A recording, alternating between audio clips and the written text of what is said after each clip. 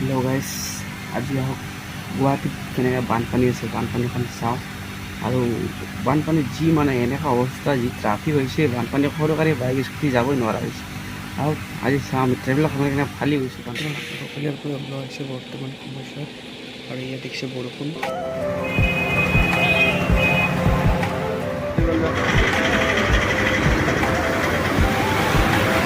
চোৱা পুৰা বানপানী।